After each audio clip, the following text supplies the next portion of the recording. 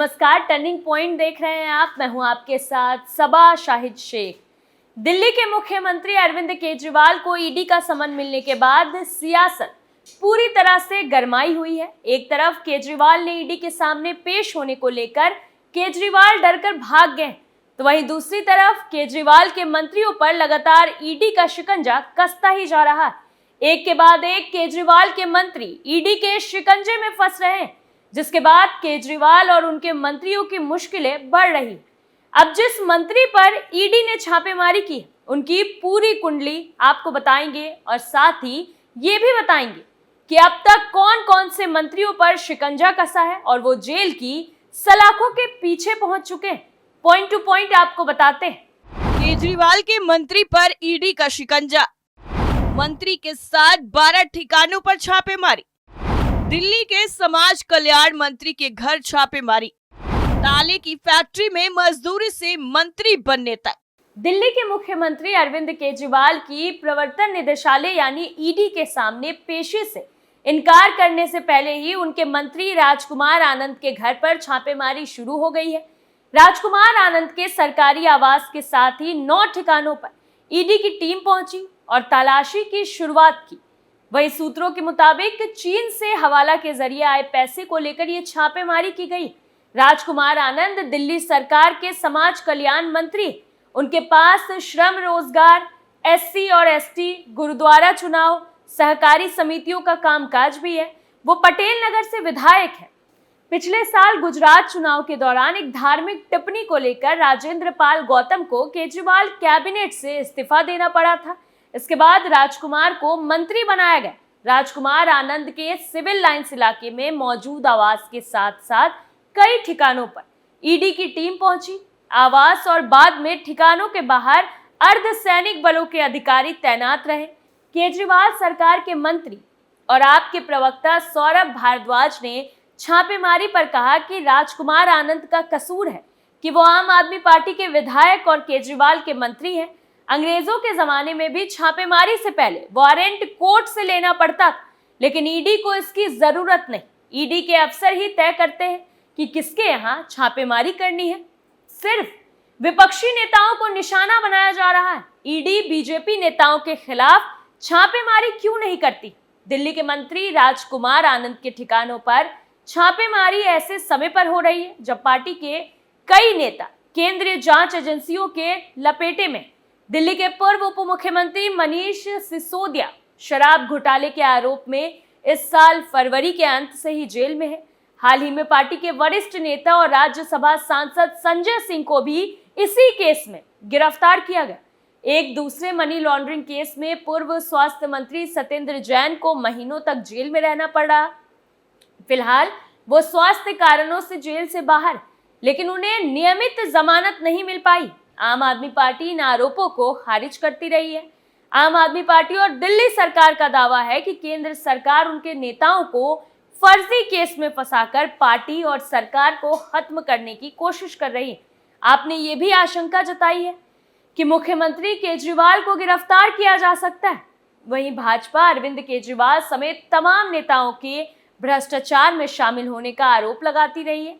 अब ऐसे में सोचने वाली बात तो यह है कि आखिर भ्रष्टाचार को खत्म करने का वादा करके सत्ता में आई आम आदमी पार्टी के नेता कैसे खुद ही भ्रष्टाचार में शामिल हो गए हैं। राजकुमार आनंद पर क्या है आरोप?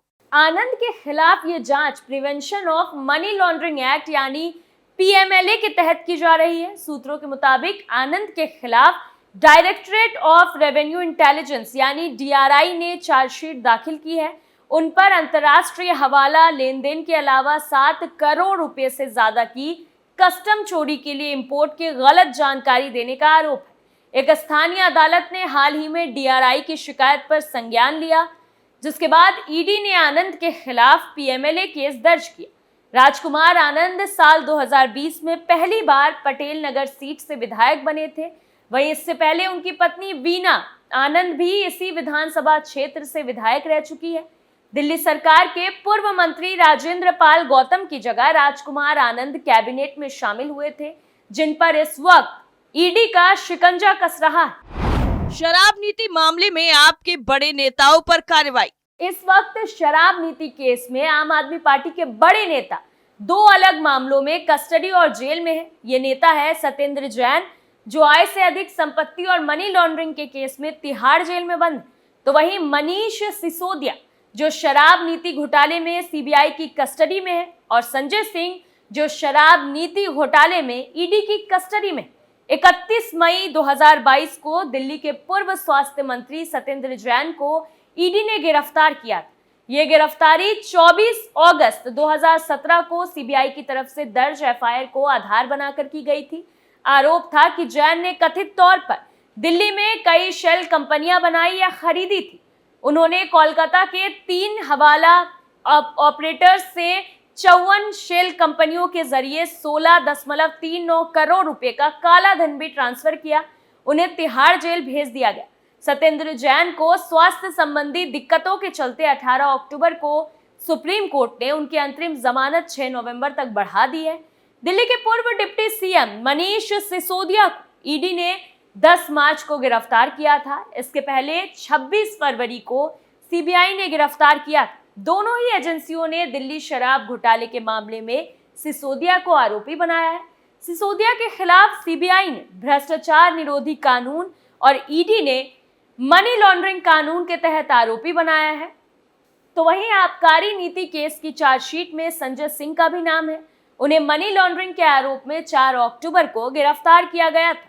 ईडी ने इसी साल जनवरी में अपनी चार्जशीट में संजय सिंह का नाम जोड़ा था। दरअसल शराब नीति घोटाले में आरोपी से सरकारी गवाह बने दिनेश अरोड़ा ने कहा है कि उसके रेस्टोरेंट में संजय सिंह और दिल्ली के बार रेस्टोरेंट मालिकों के बीच बैठक हुई थी। 10 अक्टूबर को prevention of money laundering act के तहत दिल्ली में आप विधायक अमानतुल्लाह खान और उनके सहयोगियों से जुड़े 13 स्थानों पर छानबीन की गई। ये तलाशी दिल्ली वक्फ बोर्ड में कर्मचारियों की अवैध भर्ती और 2018 से 2022 के दौरान अमानतुल्लाह खान की तरफ से दिल्ली वक्फ बोर्ड की अध्यक्षता के दौरान वक्फ बोर्ड की संपत्तियों को गलत तरीके से पट्टे पर देकर अवैध व्यक्तिगत लाभ से संबंधित मामले में की गई थी। अमानतुल्लाह खान और उनके सहयोगियों की भूमिका सामने आने के बाद दिल्ली पुलिस की तरफ से 3 और एफआईआर दर्ज की गई, जिनकी ईडी जांच कर रही है। जांच से पता चला कि अमानतुल्लाह खान ने आपराधिक गतिविधियों से नकद में बड़ी रकम अर्जित की है और इस नकद राशि को अपने सहयोगियों के नाम पर दिल्ली में अलग अलग अचल संपत्तियों की खरीद में निवेश किया गया।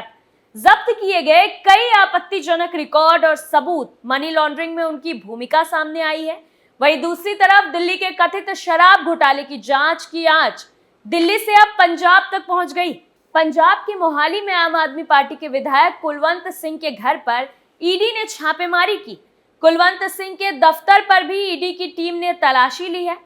ईडी अमृतसर, लुधियाना और मोहाली में शराब डीलरों के खिलाफ भी एक्शन ले रही। उनको लेकर एजेंसी जांच में जुटी है। वहीं सूत्रों के मुताबिक ईडी कुलवंत सिंह के घर और दफ्तर में मौजूद दस्तावेजों की पड़ताल कर रही है। सूत्रों का कहना है कि यह मामला शराब घोटाले का ही। हाल ही में पर्यावरण मंजूरी के एक मामले में भी कुलवंत सिंह पर आरोप लगे। इसे लेकर गवर्नर बनवारी लाल पुरोहित ने भगवंत मान को चिट्ठी लिखी थी। उन्होंने मान से कहा था कि आपके विधायक ही यहाँ रियल एस्टेट का कारोबार कर रहे हैं। इसकी आड़ में वो नियमों का उल्लंघन भी कर रहे हैं, जिस पर लगाम कसने की सख्त जरूरत है। कुलवंत सिंह पर छापे ने पंजाब की राजनीति में भी उबाल पैदा कर दिया है। बिक्रमजीत सिंह मजीठिया ने ट्वीट कर कहा है कि पंजाब में भी 550 करोड़ रुपए का शराब घोटाला हुआ है। मजीठिया ने ट्वीट किया कि ईडी ने आप विधायक कुलवंत सिंह पर दिल्ली और पंजाब के शराब घोटाले को लेकर छापा मारा है। दिल्ली के मुख्यमंत्री और आप संयोजक अरविंद केजरीवाल को समन जारी करने के बाद अब ईडी ने शराब घोटाले के पंजाब लिंक को खोलना शुरू किया है। ये जरूरी है कि पंजाब में हुए 550 करोड़ रुपए के शराब घोटाले को उजागर किया जाए, जिसका सीधा फायदा सीएम भगवंत मान और हरपाल चीमा को मिला। जिस तरीके से आम आदमी पार्टी के नेता मंत्री भ्रष्टाचार में शामिल नजर आ रहे हैं, उससे तो साफ अंदाजा लगाया जा सकता है कि केजरीवाल भी ज्यादा दिनों तक अब ईडी की गिरफ्त से दूर नहीं रह पाएंगे। टर्निंग पॉइंट में फिलहाल के लिए इतना ही। बाकी तमाम बड़ी खबरों के लिए देखते रहिए कैपिटल टीवी। नमस्कार।